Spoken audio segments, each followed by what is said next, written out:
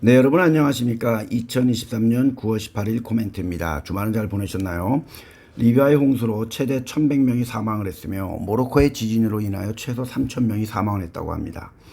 우크라이나의 젤렌스키 대통령은 이번 주에 2년 만에 워싱턴을 방문할 예정이며 목요일엔 백악관을 방문하고 바이든 대통령은 새로운 원조 패키지를 추진할 예정이며 젤렌스키는 공화당은 그리 별로 그를 반기지 않지만 그래도 의회에서도 연설을 할 예정이라고 합니다. 그리고 11월에 샌프란시스코에서 열릴 에이펙 정상회담에 바이든 대통령과 시진핑 주석이 만날 가능성이 커졌고, 독일의 외무부 장관은 EU는 중국의 의존도를 줄여야만 한다고 했습니다. 최근 EU와 중국과의 관계는 수개월간 긴장이 고조가 되고 있습니다. 이번에 IPO를 한 ARM은 스마트폰의 두뇌에 해당하는 프로세서 설계의 핵심 기술을 보유한 영국의 반도체 설계업체입니다. 전 세계 스마트폰에 들어가는 어플리케이션 프로세서 중에 90% 이상이 이 ARM의 설계를 사용하고 있습니다.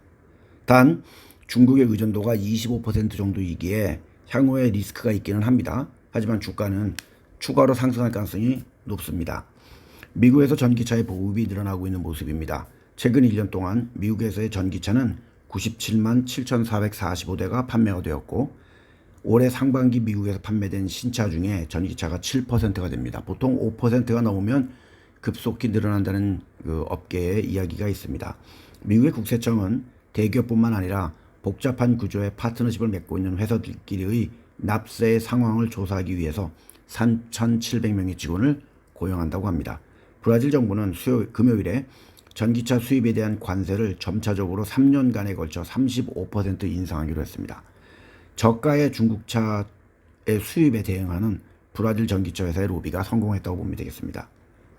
중국은 사람들의 여행이 증가하면서 강력한 경제 부양책으로 소비자의 지출이 늘고 공장의 생산이 증가하고 안정화가 되면서 8월에는 안정이 되는 모습입니다. 산업 생산과 소비 판매 증가율은 전년 동기 대비 올랐고, 도시의 실업률도 소폭 완화가 되었습니다. 하지만 중국의 8월 토지 판매 이익은 20달 연속 하락을 하고 있는 중이며, 그리고 대중에게 모습을 드러내지 않았던 중국의 국방부 장관은 부정부패 혐의로 조사를 받고 있다고 합니다. 스리랑카의 2분기 GDP는 3.1% 하락을 했습니다. 중앙은행은 올해 GDP가 2% 하락을 할 것을 예상하며 작년에는 7.8% 하락을 했습니다. 인도주의의 많은 국가들, 방글라데시라든지 스리랑카라든지 파키스탄이라든지 이쪽 나라들의 경제가 상당히 어렵습니다. IMF에 돈도 받았고 거의 망하기 직전이죠. 거기에 인도가 지원을 지금 많이 하고 있습니다. 그러면서 인도의 지위가 상대적으로 많이 오르고 있는 모습입니다. 중국은 대만에 무기를 공급하는 미국의 방산업체인 로킷 마틴과 노스롭 두 곳을 제재했습니다. 반면 미국 의회는 대만 관계법에 따라 대만의 방어를 위해 무기 공급을 해야 한다고 요구했습니다. 최근 아버지에 이어 수상이 된 캄보디아의 훈 마넷 총리가 최대 교역국인 중국으로 가서 시진핑 주석을 만났습니다. 싱가포르는 화이자의 업데이트가 된 백신의 사용을 승인했습니다. 오미크론의 변종들인 엘리사나 그 외 다른 변종들을 타깃으로 하는 이 백신은 싱가포르에 10월 말에 도착할 예정이며, 미국도 모더나와 화이자의 업데이트된 백신을 사용을 승인했습니다. 백종원의 홍콩 반점이 10월 중순에 싱가포르의 선택시티에 문을 열 예정이라고 합니다. 이미 싱가포르엔 백다방도 들어와 있습니다.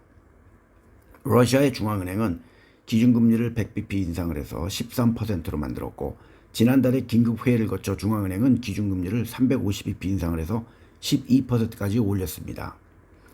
미국의 자동차 노조는 금요일 새벽부터 GM, 셀렌티스, 포드 등 3개사의 노조들이 파업을 시작을 합니다.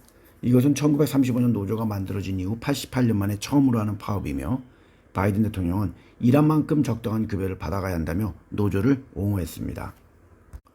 캐나다는 10월 초로 예정이 되어 있던 인도의 무역 사절단을 보내는 것을 연기했습니다.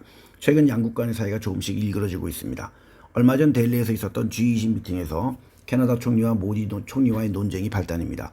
캐나다의 극단주의자들의 반인도 활용을 용인한 것을 모디 총리가 공개적으로 비난을 하자 캐나다 총리는 캐나다 정치에 간섭하지 말라고 한 것이 발단이 되었습니다. 금요일부터 토요일까지 이틀간 쿠바에서 G77 플러스 중국의 개발도상국가와 이머징 국가들의 회담이 있었습니다. 1964년에 77개국으로 시작된 이 G77은 세계 인구의 80%를 차지하고 있으며 지금은 134개 국가가 회원이며 중국은 완전한 정치 교환은 아닙니다. 중국의 시진핑 총리는 최근 G20 모임에는 인도와의 갈등을 이유로 불참을 했지만 베네수엘라, 잠비아, 캄보디아의 지도자들과의 회담을 하면서 개도국에서의 위상을 확고히하라고 하는 모습이 보이고 있습니다. 27세 한국의 높이뛰기 국가대표 선수인 우상혁이 17일 미국 오레건주에서 열린 2023년 세계 육상연맹 다이아몬드 리그 결승전에서 2m 35cm를 넘어 우승을 했습니다. 한국인 최초로 결승에 진출했던 그는 우승 상금으로 3만 불, 4천만 원 정도를 받았고 아시안게임의 유력한 금메달리스트이며 파리올림픽의 출전권도 받았습니다. 카페에는 그의 사진도 첨부했습니다. 창간 20주년이라고 하는 서울 파이낸스 신문은 에코프로 대신 레인보우 로보틱스가 하반기에 주도주가 되며 사람들이 로봇으로 갈아탄다는 기사를 쓰며 로봇주의 상당수가 52주 신고가를 경신했고 반면 2차전지의 역방향 ETF, 역방향 ETF가 리버스잖아요. 그러니까 빠지면 먹는, 제가 가끔씩 하지 말라고 말씀드리는 그런 ETF인데 그게 10일에 상장될 예정이라고 하면서 결국은 이제 전기차 배터리보다는 로봇 쪽으로 가라 이런 식의 얘기를 했던 것 같은데요. 이런 언론의 기사를 개인 투자자들은 정말 옥석을 가려서 읽어야 하고 들어야 합니다. 왜냐하면 이들은 막말로 이 로보틱스 주식이 박살이 나도 책임을 지는 기사는 안 씁니다. 그래서 아닌 말고식의 기사이기 때문에 뭐 빠지면 아무 말 안 하죠. 오를 때는 또 신나게 쓰죠. 그래서 제가 한번 갖고 와봤습니다. 20년 됐다는 신문사인데 이따위로 쓰고 있습니다.